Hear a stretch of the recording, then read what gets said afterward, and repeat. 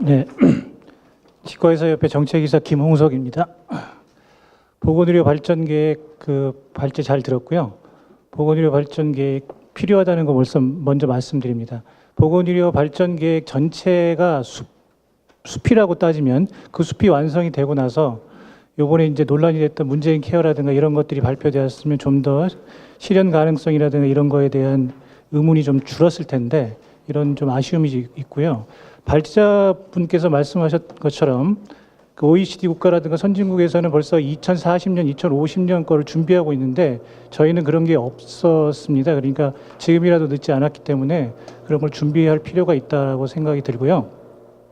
그러면 이제 여기에 담을 거를 뭘 담을 것인가 했을 때 결국은 요즘에 그 이슈가 되고 있는 저출산 고령화처럼 국가 아젠다를 같이 좀 녹아내야겠다라는 생각이 들고, 아까 김인 교수님께서 말씀하신 것처럼 이거는 이제 보건복지부만의 문제가 아니고 사회부처들하고 같이 아마 연계를 좀 해야 되지 않을까라고 해서 좋은 지적을 해주셨다고 생각하고요. 그러면 보건의료 발전 계획을 그럼 어떤 걸 갈 것이냐? 그러면 이거는 결국은 국민의 요구를 중심으로 가야 되겠다. 국민들의 요구를 수용하고 받아들여야 되는 정책으로 가야 되기 때문에, 그렇다면은 저희 이제 치과 의사들 쪽을 얘기를 드리자면 다빈도 300명의 2위가 치주질환이고 6위가 치아의식입니다. 이런 상황이고 국민들의 관심이 높고, 또 이제 여기 이제 건강수색 네트워크 관계자 나오셨겠지만 2008년에 건강수색 네트워크에서 건강보험료를 인상을 하더라도 국민들이 치과 보장 영역을 넓히면 좋겠다, 이런 식으로 87.3%가 그런 식으로 응답을 했거든요. 이제 10년이 지났기 때문에 지금은 아마 더 그 요구가 더 많을 거라고 생각이 듭니다.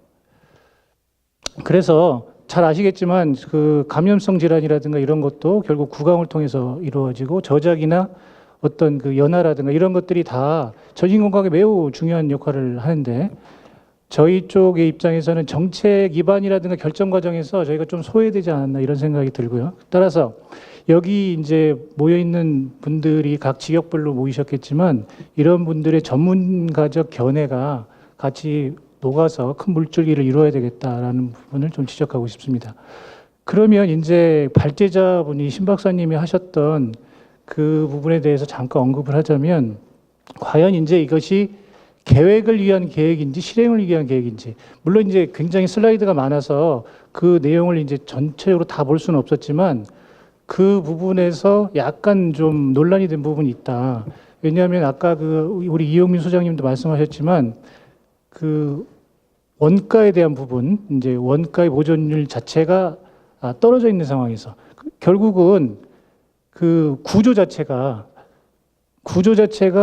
그런 식으로 만들어진 상태에서 국민과 의료인이 그 길로 지나가는 거 아니겠습니까? 자동차나 사람도 길을 따라가는데 길이 구조인데 구조를 그렇게 만들어 놓고 과연 의료 수준이 높은 거는 이제 강점으로 돼 있지만 의료 비용 자체가 적은 비용으로 이만큼 성과를 냈다. 이것은 의료인들이 어느 정도 감수하는 부분이 있었기 때문에, 바탕이 깔렸기 때문에 그게 가능한 거지, 장비가 높고 시설이 많다, 이것도 그냥 과다 경쟁이거든요. 비탈길처럼 비포장도를 만들어 놓고 거기다가 빨리 지나가라고 해놓으면 갈 수가 있겠습니까?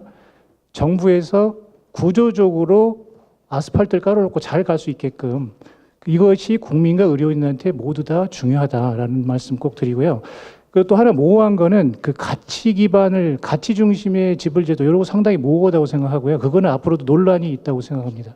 그런 부분 꼭 지적하고 싶고, 이제 결국은 이제 의료의 질이라든가 또는 의료 인력의 부분, 거는 결국 사람의 문제인데, 이런 문제 비인기과에 대한 어떤 식으로 그것을 이제 활성화시킬 것이냐, 아니면 요즘에 이제 트렌드가 중앙에서 지역으로, 독점에서 분권으로 가는 이런 시대인데, 과연 그러면 지역 편중 없게끔 지역의 어떤 편중에 의해서 굉장히 의료 사각지대가 생기는 거 아니겠습니까? 그런 부분, 또 비윤리적인 의료인들을 어떻게 또 제어할 것인가, 이런 부분.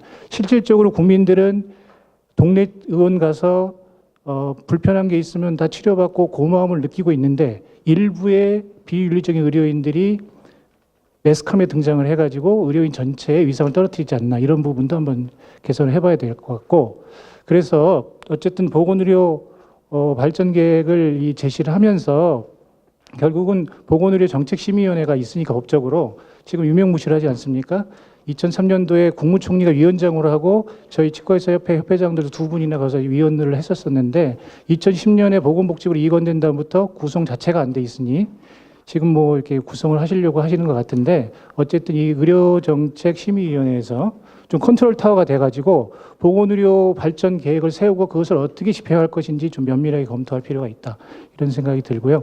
그래서 결론적으로는 이 보건의료 발전 계획의 큰 숲을 좀 만들 필요가 있고 다양한 직역의 어떤 전문가적 견해를 같이 물줄기를 만들어서 할 필요가 있고 정부에서는 예방과 건강증진이라는 어떤 큰 목표를 갖고 그 구조를 만들어서 길을 만들어야 된다 이런 생각을 하면서 제 말씀을 마치겠습니다. 감사합니다. 예, 김웅수